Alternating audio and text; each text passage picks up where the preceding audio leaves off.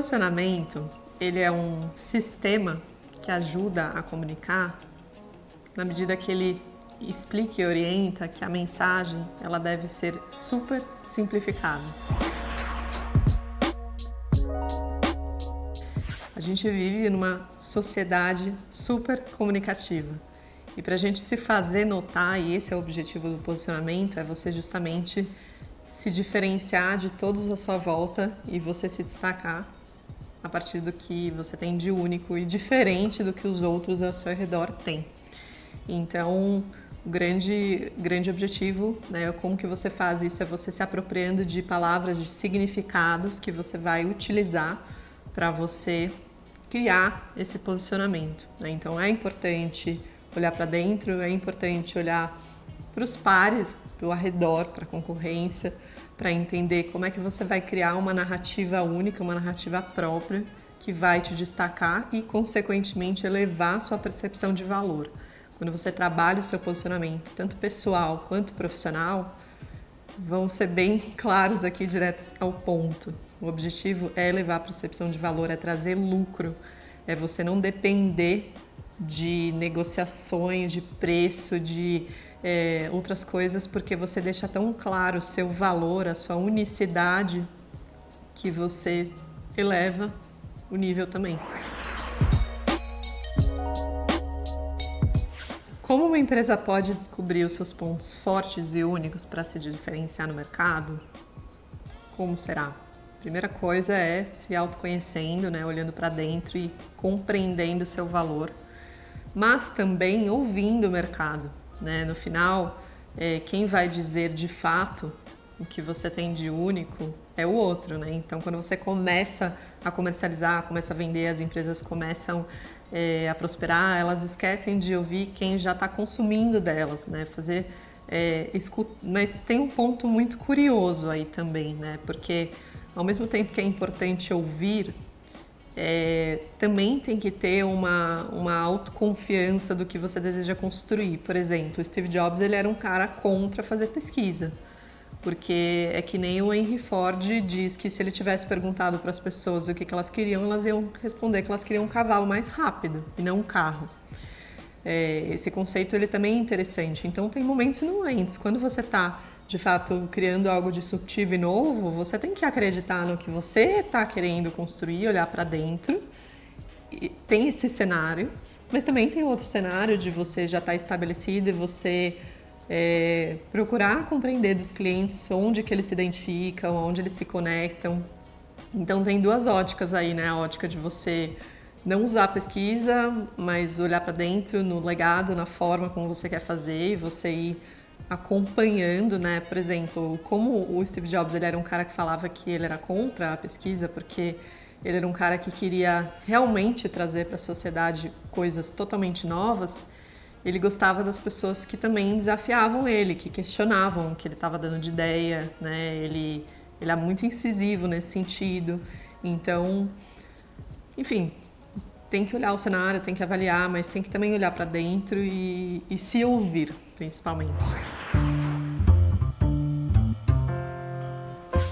O líder, primeiro, ele tem que ter a clareza dos valores e emoções que ele quer construir. Olhar para dentro. Muitas vezes a gente fica tão olhando para fora, para a concorrência e tudo mais, quando tem que ser feito um trabalho de olhar para dentro, de estar presente, né? Tem aí outras pessoas falando, como por exemplo a Amy Cuddy, que fala sobre a importância da linguagem corporal. No livro dela que ela fala o poder da presença, ela fala o quanto que a presença, você estar conciso com o que você acredita, com seus valores, com as suas crenças, isso te ajuda a ter as ideias e criar o significado. Vou dar o exemplo do Nubank, por exemplo, que eu falo desse conceito de significado no posicionamento, num trabalho de marca, é que uma marca, ou seja, um logo, ele não pode ser só um logo para simplesmente ser uma perfumaria que diferencia. Ele precisa carregar o significado de uma crença dessa liderança. Então, quando o Davi conta, né, que ele veio para o Brasil como colombiano, foi tentar abrir uma conta no banco, viu toda aquela burocracia, ele não acreditava, isso batia de frente com os valores dele. O valor dele qual que era? Eu acredito na transparência, eu acredito, era o que ele dizia, né? Eu acredito num modelo que não vai ser burocrático, é isso que eu quero criar. E quando ele cria isso, chama as outras pessoas que vão construir com ele a ideia, e eles juntos criam uma marca que se chama Nu, ou seja, o logo, ele passa a não ser só um logo, ele se torna uma marca porque ele passa a carregar significado, isso se desdobra no que a gente já vai falar de identidade, né? Tem todo um desdobramento para isso, então é você bater o olho já imediatamente, o nome ele já posiciona, ele já comunica a ideia, ele já traz significado. O nome de um negócio, ele tem um aspecto muito importante. O nome de uma empresa, por exemplo, ele já é um aspecto de posicionamento.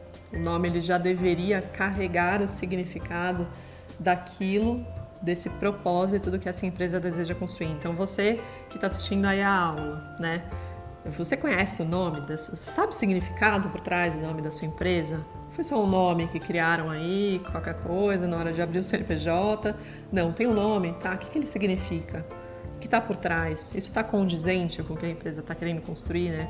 O Nubank conseguiu fazer isso muito bem e conseguiu fazer tão bem que a marca ela cresceu de uma maneira que, poxa, tem tantos outros bancos que estão há anos no mercado e não construíram o que o Nubank construiu. Então tem um trabalho muito conciso, né?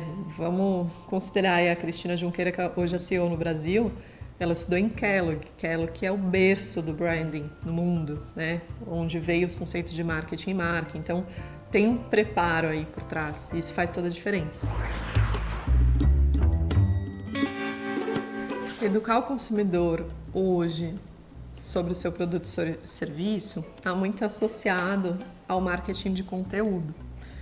E hoje isso é muito mais fácil do que era antigamente, né? Hoje a gente tem diversos canais digitais onde as empresas elas conseguem apresentar as suas ideias, os seus produtos, os seus serviços. Elas podem usar isso de uma maneira mais criativa também. Porque não é só você ir lá e fazer um vídeo falando o que é o produto, quais são as features, os diferenciais. As pessoas elas ficam muito nesse discurso das características e não dos benefícios, dos diferenciais. Tem que levar isso em consideração também.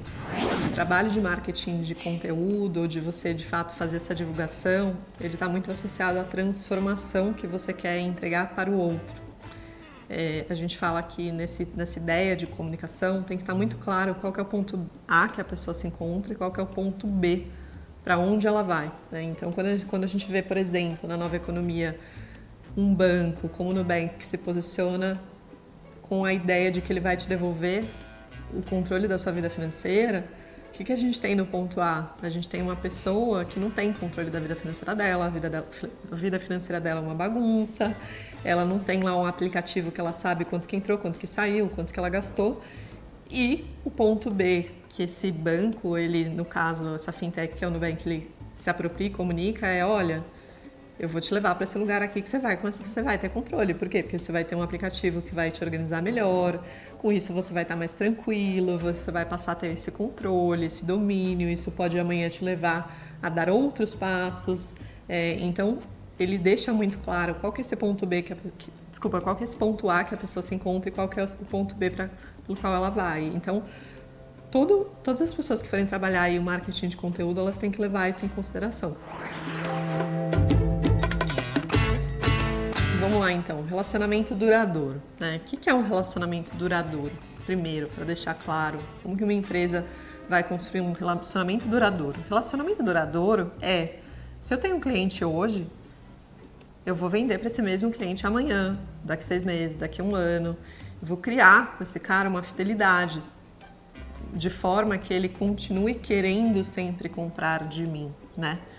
O que a gente vê é que as empresas elas estão num piloto automático de ficar conquistando clientes novos sem cuidar dos clientes que elas já têm. Então, exemplo, né? Poxa, você tem lá uma base de clientes, você sabe quais são os seus clientes A, os seus Bs e os seus Cs? O que eu quero dizer com isso? Você segmentar e categorizar. Poxa, esse cliente aqui, ele é o cliente que mais comprou produtos meus ou contratou os meus serviços. Eu estou tratando ele igual ao meu cliente C que comprou pela primeira vez? Eu tenho que ter um tratamento diferente com esse cara aqui, né? Eu tenho que nutrir ele de uma outra forma. Às vezes, exemplo, eu posso fazer um evento que eu chamo esses clientes, eu posso dar um mimo, entregar alguma coisa. Poxa, você está com a gente há 3 anos, olha, tá aqui um presente, a gente lembrou de você. Tem tantas formas, até no digital, de você explorar isso, às vezes mandando um mero e-mail marketing, né? Que você pode mandar para esse cliente. Olha, você está com a gente nesse ano, esse ano você contratou esse produto, esse ano você contratou aquele, o outro ano você contratou... Então, às vezes é uma lição de casa, assim, que nem é feita porque, primeiro, não tem uma organização da base, né? Então, ter isso em mente de, poxa, eu vou começar a vender, eu vou organizar muito bem a minha base de clientes para eu ter essa clareza. Quais são esses segmentos, né? Exemplo, se eu tenho lá 3 tipos de produtos ou 3 tipos de serviço, eu tenho um produto top de linha, que é um produto mais caro, eu tenho um produto mediano, eu tenho um produto mais barato, né? Por exemplo, eu tenho um produto topo de funil, meio fundo de funil. Eu estou justamente educando esse cliente. Ele compra o meu produto mais barato, para amanhã ele comprar o meu um pouco mais caro. Você vai construindo essa confiança, né? Até que ele chegue nesse produto mais elevado. Então, você trabalhar, segmentar essa base desses clientes, ter essa consciência. Qualquer profissional poderia fazer isso, assim, desde um profissional liberal que presta um serviço até um empreendedor ou quem está numa empresa. Esse cuidado com a base, ele muitas vezes não se faz e fica naquele piloto automático de conquistar mais cliente, quando você deveria estar trabalhando justamente que é o tal do LTV, né, na nova economia, que se fala do lifetime value, de você cuidar de quem está lá, para você não ter que ficar brigando por adquirir novos clientes. Fazer com que eles se tornem fãs da sua marca. E você só vai fazer com que eles se tornem fãs da sua marca se você sempre deixar muito claro esses valores, essas crenças, e você atrelar isso na sua entrega de produto, junto, né, como proposta de valor, para que ele continue querendo estar só com você porque ele acredita no seu jeito, na sua forma, ele está comprado naquilo e ele não quer nem te trocar por outra marca, por outro prestador de serviço, por outra pessoa, porque ele quer você, né? Então é isso.